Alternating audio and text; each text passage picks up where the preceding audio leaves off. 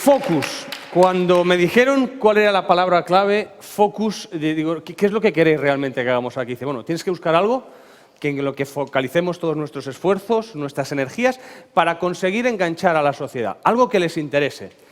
Dije, vale, fútbol o Gran Hermano. Me dijeron, elabora un poquito más la idea. Digo, que la gente que viene al TEDx es gente preparada. Digo, correcto. Entonces dije, a ver, cosas importantes. La corrupción, política, no política. Yo dije, bueno, la sanidad nos preocupa a todos, también es importante tener buenos equipos, tener más profesionales. Seguí pensando y dije, la violencia de género y no de género, todo tipo, o el cambio tecnológico que estamos sufriendo y que nos ayude a tener la vida que tenemos. Y al final dije, un momento, debajo de todo esto subyace algo en lo cual, mira, qué casualidad, yo llevo 20 años dedicándome, y es la educación. Dije, me enfocaré por ahí. ¿Y cuál es mi sorpresa cuando hoy todos mis compañeros, ellos no lo saben, pero han hablado de educación? Ellos han hablado de emociones. Les Castellers han hablado de que hay que escuchar, decía el CAP de Castellers. Decía que era importante la colaboración. Luego hemos tenido incluso a Nuria que nos hablaba de la fortaleza de las palabras en nuestras vidas diarias. A ella no le gustan las matemáticas, yo espero que al acabar le guste un poquito más. Seguiremos. Hemos tenido superaciones personales. Estamos hablando de un aula, estamos hablando de clases. Y eso es a lo que yo hoy voy a centrarme.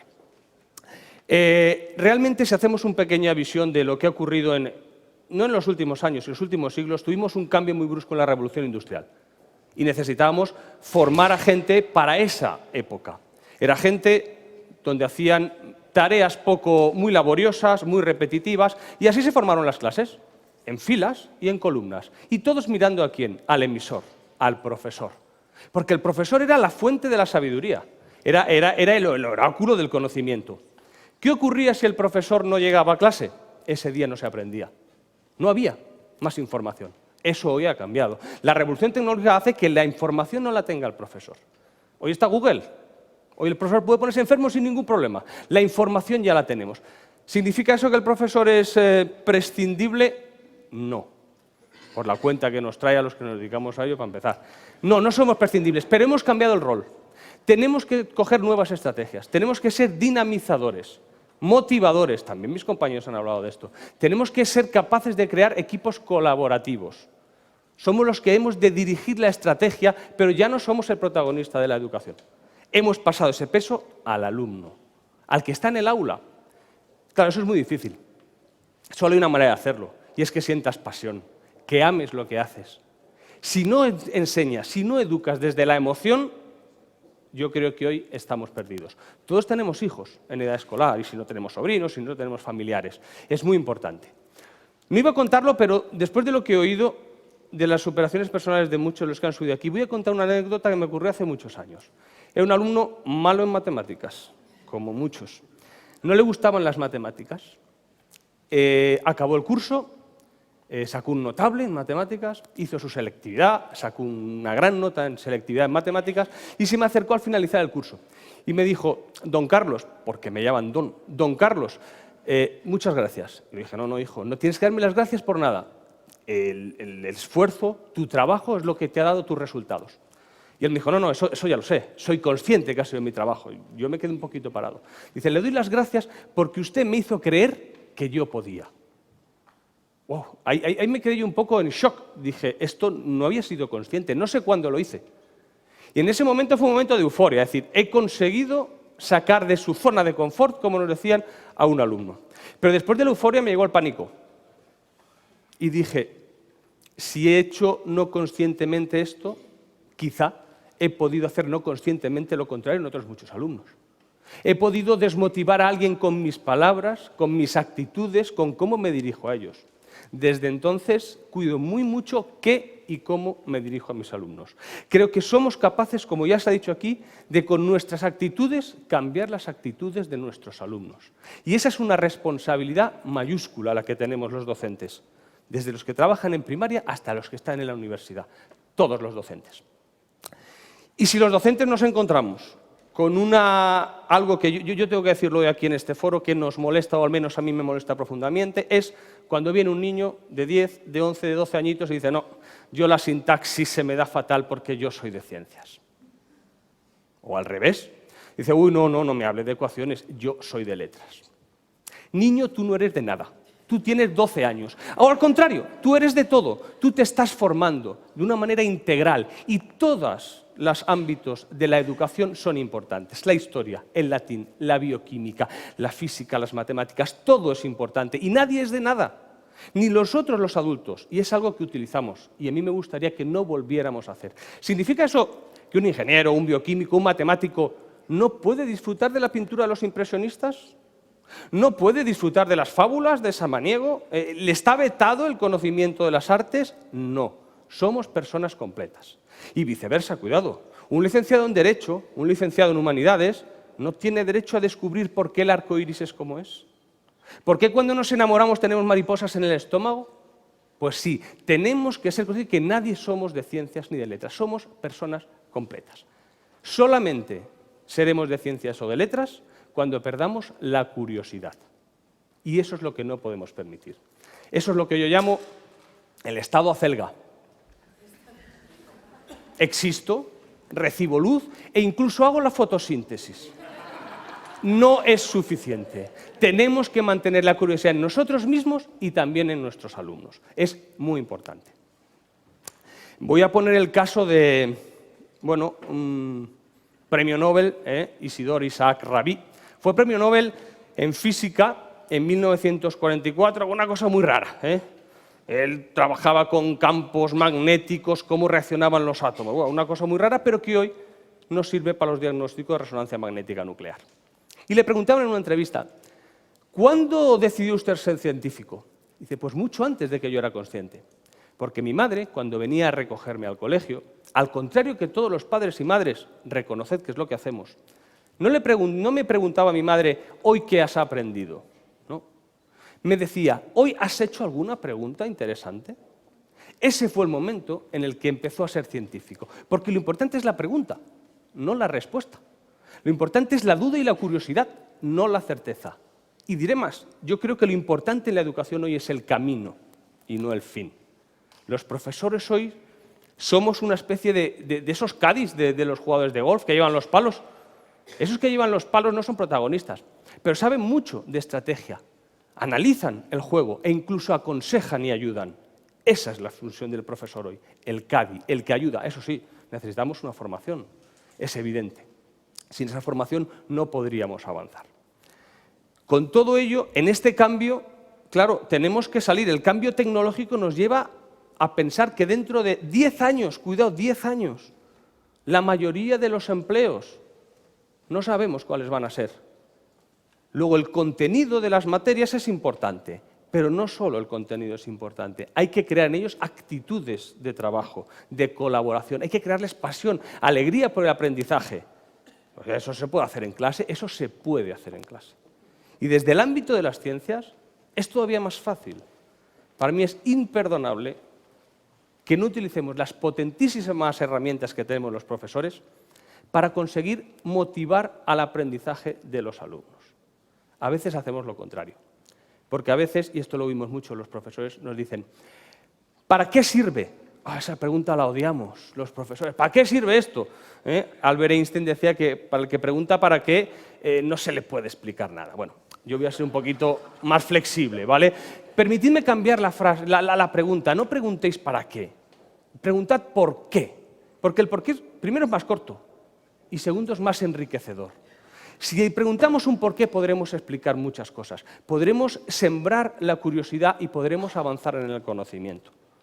Y un profesor lo que no puede hacer, si hay algún profesor que me perdone, es cuando un niño pregunta, levanta la mano y hace una pregunta.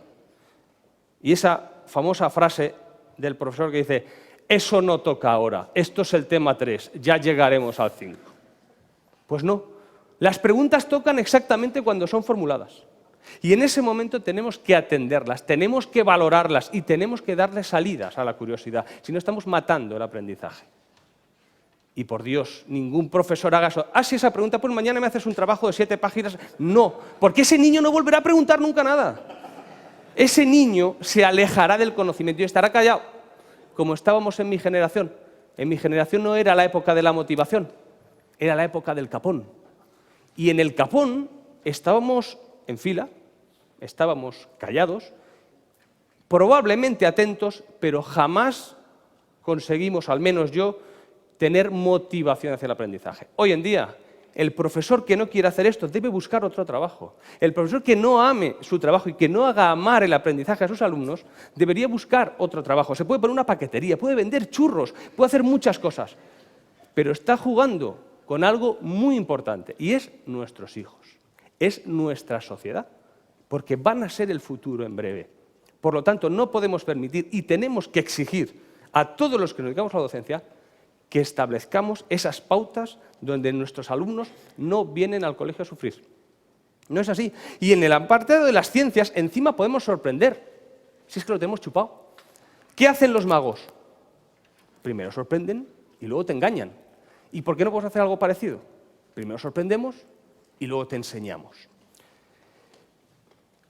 Claro, las ciencias son fantásticas. Yo puedo empezar una clase de química de 1000 maneras.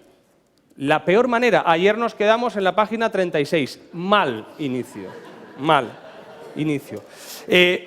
Pero puedo hacer un juego de trileros, por Dios. Es decir, no he traído la bolita porque se cae por aquí y me han dicho que iba a ser un lío. Entonces, he traído un poquito de agua. Y aquí ponemos un poquito de agua para empezar la clase de química. Y todo el mundo veis dónde está, pero yo soy muy rápido con las manos y probablemente no veáis. Voy a moverla, ¿la veis todos? ¿Dónde está? ¿Era el agua? A la derecha. Bueno, no soy tan rápido. Pero déjame que lo intente otra vez, estoy nervioso. Lo pongo ahí. ¿Estáis todos preparados? Aquí. Bueno, la última. Os prometo, la última. Ahí voy, venga. Ahora sí que me concentro. Ahora voy a ir más rápido de lo que vosotros os creéis. Mis manos son más rápidas que vuestra mente. Pues no. Claro, el alumno ya tengo su atención, le podré explicar lo que quiera a partir de ahora, porque yo te doy doble o nada, porque claro, ¿qué apostamos? Entonces, te doy doble oportunidad y diréis, ¿en esta? Pues no. Entonces digo, bueno, triple o nada, diré, pues en esta, pues tampoco. Entonces, es una manera diferente de empezar una clase. Esto es una clase de química. Esto es una clase donde podemos introducir polímeros. Uy, qué palabra tan fea, claro. Si la dices al principio asusta, si la dices ahora ya no tanto. Podemos hablar de polímeros, de cadenas de hidrocarburos, podemos hablar de muchas cosas. Y de física, oh, la física, qué rollo. ¿A quién le gusta la física? Es dificilísimo la física, porque la enfocamos mal. Porque no sabemos que tenemos el líquido del amor. Y hombre, hemos tenido a alguien que habla de amor, a mí me gustaría pedir su colaboración, porque este es un líquido que valora si alguien está enamorado, porque a 37, 36 grados que está el cuerpo humano no puede hacer hervir el agua que está a 100, salvo que la fuerza del amor, Vanessa, gracias, consiga hacer hervir el agua. Gracias. Es decir, esto es un truco, no, estos son las leyes de Boyle, las leyes de cómo reaccionan la presión y la temperatura, que no voy a explicar hoy, pero que podría hacerlo. De manera que un profesor tiene muchas posibilidades de empezar un aula. Si tú captas la atención de tus alumnos en el primer minuto, da igual lo que le enseñes después, te van a atender. Los profesores se quejan de, es que son hiperactivos, es que no paran, es que me paso la clase diciendo que se callen. Claro, porque llegas como cada día. Si tú cada día incluso llegas con una caja diferente, a veces he llegado hasta con cajas vacías, alumno está pensando ¿qué hay hoy? Hoy no hay nada, porque hoy no tenía. Pero da igual, la atención estaba captada ya. A partir de ahí yo podía explicar cualquier cosa. Yo no tengo que decir que se callen. Están esperando a ver qué pasa. ¿Eso qué es? Un cambio, un enfoque diferente de cómo tenemos que hacer las clases. Y me pongo un poquito más serio porque creo que es urgente que así lo hagamos. Urgente que nuestros alumnos lleguen a nuestra clase con ganas de estar. No con Dios, ya viene el profe de mates de nuevo por ahí. Tenemos que cambiar eso, tenemos que ser el profesor favorito. Cada profesor debe ser el favorito de su clase. Y eso no se consigue porque sí, hay que hacer algo. Y para terminar, porque voy a cumplir exactamente con el tiempo, he hablado de química, he hablado de física y me voy a ir con lo que dicen que es más duro, con las matemáticas. Bueno, pues se puede empezar una clase de matemáticas con flores, porque en los pétalos de las flores tenemos una serie de Fibonacci, un número de oro, de las proporciones divinas, que es la mejor manera de poder empezar una clase de matemáticas. A mí me gustaría, Nuria, que la próxima clase de matemáticas vieras que se puede empezar también con flores. Y ya termino diciendo que los profesores tenemos la mejor profesión del mundo porque tenemos una cosa, el poder de modelar el futuro. Gracias.